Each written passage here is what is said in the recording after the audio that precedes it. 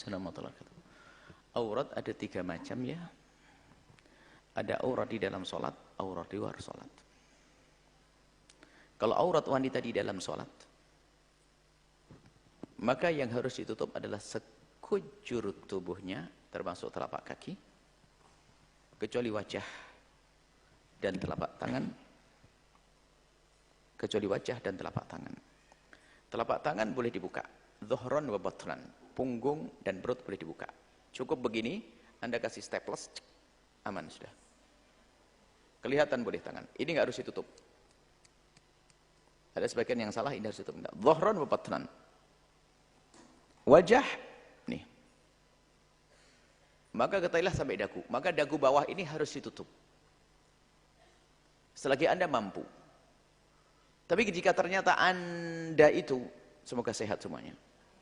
Sudah sepuh, nggak bisa ngerapikan, ngencengin nggak bisa, apalagi stroke segala macam. Suka-sukalah, Allah Maha Kasih.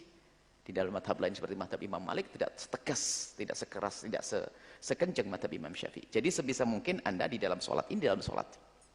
Anda tarik sedikit ke sini. Anda tarik sedikit. Baik.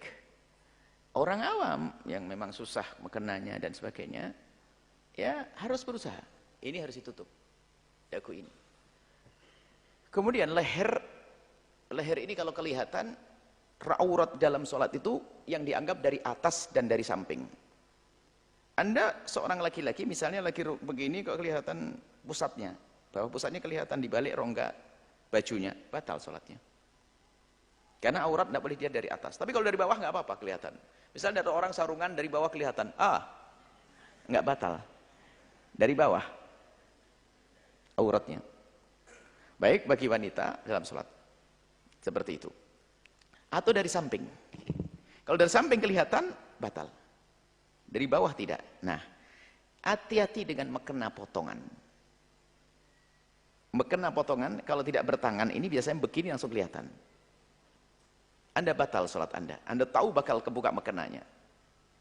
Hati-hati, makanya mekena syar'i itu harus ditunjukkan pada ustadz. Ada sebagian mekena kalau dicoba, waktu takbir gini langsung singkap. Atau lehernya kelihatan. Lehernya kelihatan, karena potongan, ya kan?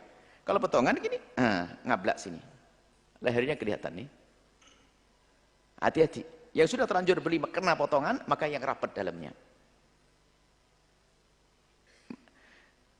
Baik itu di dalam sholat. Adapun di luar sholat, wanita di depan kaum pria sama kasusnya. Antara wajah yang ada 2 pendapat.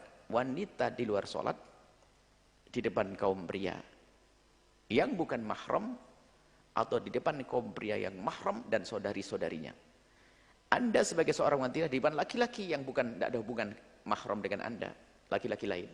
Pokoknya laki-laki boleh jadi suami Anda. Dengan laki-laki tersebut, maka ada 2 pendapat. Pendapat pertama, dan ini adalah pendapat kebanyakan ulama kita madhab Syafi'i, mengatakan wajib ditutup sekujur tubuh Anda. Makanya hukum memakai cadar menutup wajah ini adalah pendapat ulama banyak di dalam madhab Syafi'i. Anda pakai cadar adalah syar'i. Pendapat yang kedua dalam madhab Syafi'i, pendapat ulama, jangan diremehkan. Anda boleh membuka wajah dan telapak tangan. Dan ini yang selama ini dipakai di Indonesia, syar'i. Jangan dipaksa orang pakai cadar. Karena ini pendapat ulama, mudahkanlah. Yang perlu diperhatikan itu loh. Yang perlu dicermati agar dia benah diri yang pakai katok pendek naik sepeda motor itu. Jangan ribut urusan orang yang sudah menutup aurat hanya gara-gara belum pakai cadar saja kita olok-olok. Mau apa kita ini? Kalau pakai cadar ini, sudah alhamdulillah solehah semuanya ini. Cuman kalau ada ingin meningkatkan dirinya lalu pakai cadar, itu adalah sebetulnya untuk memangkas hawa nafsunya untuk dilihat oleh kaum pria. Kemuliaan dalam dirinya. Terserah apakah menutupnya dengan cadar sesungguhnya atau dengan masker dulu. Yang penting lihat, jangan dianggap masker tidak syar'i. Kalau punya tujuan dia untuk menutup kecantikannya, sudah sah dia, mulia dia. Karena tidak ingin dilihat di bibirnya, dilihat hidungnya, pakai masker dulu. Pelan-pelan berubah. Sebab sama suami saya nggak boleh pakai cadar. Terus ya pakai masker dulu. Jangan disamakan dengan topeng ya. Kalau Anda perempuan pakai topeng aneh, bukan topeng ini. Masker bukan topeng. Ada orang mengejek orang pakai masker. Itu ada perempuan ingin membuat perubahan dia. Dia masih lumayan menutup wilayah-wilayah. Sebab wilayah yang paling menggoda perempuan adalah mata, hidung dan bibir. Itu yang bisa membedakan antara si A, si B, si C kan. Kalau lengan kan mirip sama, tangan mirip sama semuanya. Dijajah di tangannya siapa? Nggak beda tahu. Tangan siapa? Nggak ada. Nah, jadi dengan seperti itu bolehlah. Tapi menutup ini. Kalaupun seandainya tidak pakai. Makanya pernah suatu kita kan dengar ada orang pakai masker direndahkan, diremehkan. Jangan diremehkan bang perempuan itu ya. Mungkin pertama untuk kesehatan dia. Yang kedua adalah dia ingin menghindar dari dilihat wajahnya oleh orang lain. Sebuah kemuliaan dalam hatinya. Kemudian setelah itu jangan merendahkan siapapun yang belum pakai cadar, karena belum pakai cadar ada dosa syar'i asalkan menutup aurat seperti ini. Baik, kemudian perempuan di depan mahramnya, depan adiknya, depan bapaknya, depan anaknya, Anda boleh membuka rambut Anda dan sebagainya.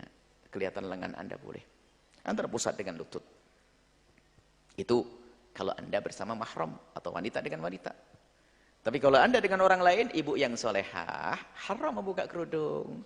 Jangan pakai kerudung waktu pengajian saja. Kalau sampai di rumah kerudungnya jatuh di pinggir jalan. Nggak benar itu.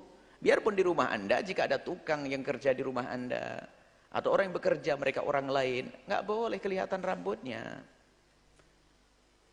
Itu ibadah loh ya, jangan dianggap ibadah. Bahkan kalau Anda menutup aurat di rumah setiap saat itu, lebih bagus daripada sholat-sholat sunnah yang Anda lakukan. Ayo.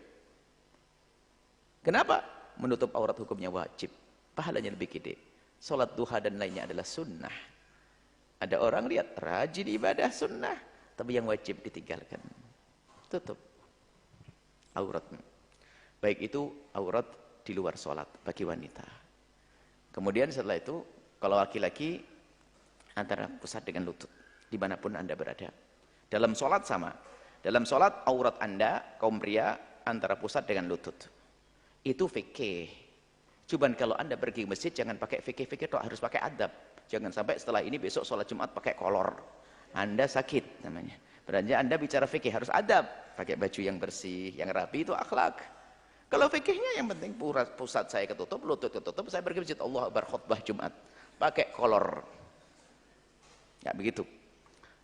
Baik, kemudian ada yang ketiga aurat nadhar. Anda tidak boleh melihat sekujur badan wanita, kecuali untuk hajat, berkenalan, untuk ketemu ini ponakan, ini sepupu ini, sadar, atau belajar begini untuk mengenali.